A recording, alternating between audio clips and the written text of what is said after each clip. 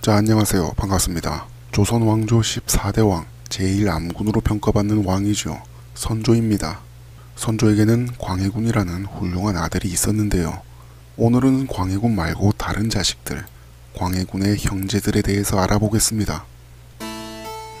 조선의 왕 선조에게는 여러 자식이 있었는데 특히 놀라운 3명의 자식이 있었습니다. 장남인 임해군, 오남 정원군, 그리고 육남인 순화군입니다.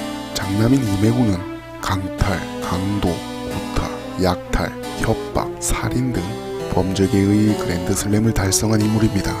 심지어 원하는 여자를 손에 넣기 위해서 아버지인 왕의 죄측근 신하마저 살해할 정도였습니다. 선조는 이런 임해군을 벌을 주기는커녕 자기 자식이라고 감싸고 놀았습니다. 정원군은 자신의 신분을 이용해서 온갖 부정과 비리를 저질렀습니다. 측근을 과거 시험에 그냥 합격시키거나 뇌물을 받고 범죄자를 은닉해주기도 했습니다. 많은 사람들이 정원군의 탄핵을 상소했지만 역시 선조는 자식이라고 감싸고 놀았습니다. 쓰레기 같은 이런 형들에 비해서 순화군은 어땠을까요? 어릴 때부터 굉장히 잔혹한 성품이었는데 작은 동물을 잔인하게 고문하고 죽이는 걸 매우 즐겼습니다. 동물들이 괴롭게 죽어가는 모습을 봐야지만 비로소 만족을 했다고 합니다. 선조실록에 따르면 순화군은 매년 10명 이상의 사람을 죽여온 것으로 쓰여 있습니다. 백성들은 순화군이 두려운 나머지 재난을 피하듯이 피했다고 합니다. 그냥 존재 자체가 백성들에게 공포의 대상이었습니다. 이런 완벽한 사이코패스인 순화군이지만 형들에 비해선 그래도 덜하다라는 기록이 남아있는 걸 봐선 역시 형만한 아우는 없는 것 같습니다. 역시 선조는 자식이라고 감싸고 돌았고요. 임진왜란이 발발하여 왜군이 침략했을 때였습니다. 갑작스러운 침략에 조선은 속수무책이었습니다. 제대로 된 방어체계를 갖추지 못한 조선 방어군은 순식간에 전선이 돌파당하고 전국이 유린당하고 있었습니다. 선조는 자식들을 각지로 보내 병사를 모집하게 했는데 임해군은 함경도로, 순화군은 강원도로 보냈습니다. 함경도로 간 임해군은 아버지의 말대로 병사를 열심히 모으기는 개뿔이고 백성을 수탈하며 행패를 부렸습니다. 이때 강원도로 갔던 순화군이 형이 있던 함경도에 합류합니다. 강원도가 왜군에게 점령당해서 이쪽으로 오게 된 것인데요. 살인마가 1+1 행사를 시작하니 그 효과는 굉장했습니다. 전쟁의 고통으로 지옥 같은 나날을 보내던 백성들에게 진짜 지옥을 선사해줍니다. 이때 임해군의 나이는 21살, 순화군은 13살이었습니다. 임해군과 순화군은 왜군에게 포로가 되었다 풀려나는데 왜군에게 붙잡힌 게 아니라 같은 조선인에게 붙잡혀 왜군에게 보내졌던 거였습니다. 이때 포로가 되었던 경험 때문인지 전쟁이 끝난 뒤에 성격이 더욱더 막장이 됩니다. 전보다 더 가혹하게 백성을 수탈하고 핍박했습니다. 한 번은 임해군이 형이랍시고 순화군에게 몇 마디 구중을 한 적이 있는데 순화군의 대답이 가관입니다. 저는 그냥 죽이기만 하는데 형님은 재산이며 다 뺐지 않습니까? 라고 합니다. 형제들이 이러고 있는 동안 정원군도 열심히 범죄를 저지르고 다녔습니다. 폭행이나 살인은 이미 이들의 기본 패시브였고 납치와 감금, 고문도 서슴지 않았습니다. 백성은 물론이고 같은 집안 왕족들에게까지 해를 끼쳤습니다. 이들은 숱한 범죄와 악행을 저질렀는데 아빠가 조선 최고 권력자인 왕이었기에 아무런 제지도 벌도 받지 않았습니다. 그저 억울한 피해자만 있을 뿐이었지요.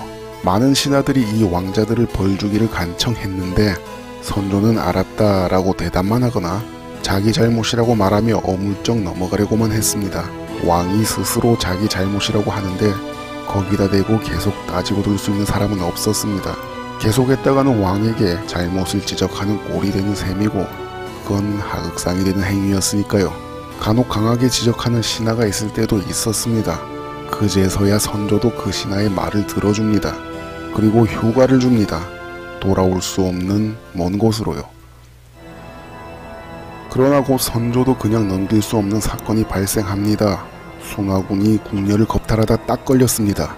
모든 궁녀는 왕의 여자죠. 궁녀를 건드리니 드디어 선조도 빡이 쳤습니다.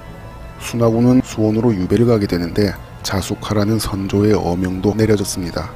하지만 그는 생각보다 더 미친놈이었습니다. 유배지에서도 사람을 어찌나 죽였는지 순화군에게 붙어있던 감시원이 겁을 먹고 도망갈 정도였습니다. 이때부터 순화군은 완전히 미친놈으로 낙인이 찍히고 누구도 근처에 다가가지 못했습니다. 심지어 순화군을 두려워해 주민들이 전부 도망가버려서 마을이 텅텅 비어 유령마을이 되어버립니다. 결국 선조는 그를 다시 궁으로 불러 가택에 감금했는데 살인을 저지를 수 없게 되자 시름시름 앓다 죽어버립니다.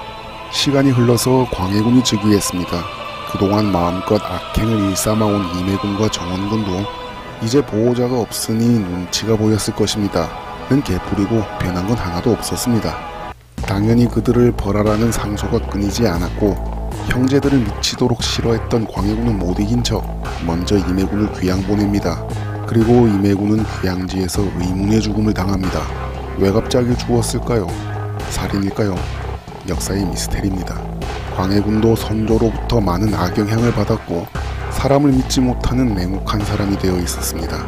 광해군에 대한 이야기는 다음에 따로 하겠습니다. 광해군에 대한 이야기는 따로 할 얘기가 아주 많거든요. 정원군은 어떻게 될까요? 정원군에게는 능창군이라는 어린 아들이 있었는데 영모 사건에 연루되어 광해군에 의해 감금됩니다. 어린 능창군은 결국 유배를 가게 됩니다. 유배지 생활은 어린 능창군에게는 너무나도 가혹했습니다. 목에 칼이 씌워져서 움직이지도 못했고 도망가지 못하도록 집을 둘러서 가시나무가 심어졌습니다. 거동을 할 수 없어 식사조차 제대로 할 수 없었는데 그마저도 석회가 부어진 사람이 먹을 수 없는 밥이었습니다. 정원군은 광해군에게 애처롭게 애원합니다. 하지만 광해군을 설득할 수는 없었습니다. 그렇게 하루하루 시간은 흘러가고 고통스러운 유배 생활을 이기지 못한 어린 능창군은 자살로 생을 마감합니다. 사랑하는 자식이 자살을 했다는 소식을 들은 정원군, 분노와 슬픔으로 마음속에 큰 화가 일어나고 그것은 병이 되었습니다. 그러나 이게 끝이 아니었습니다. 정원군이 사는 집에는 왕기가 흐른다는 소문이 돌았었는데 소문을 들은 광해군은 정원군의 집을 빼앗아 버립니다.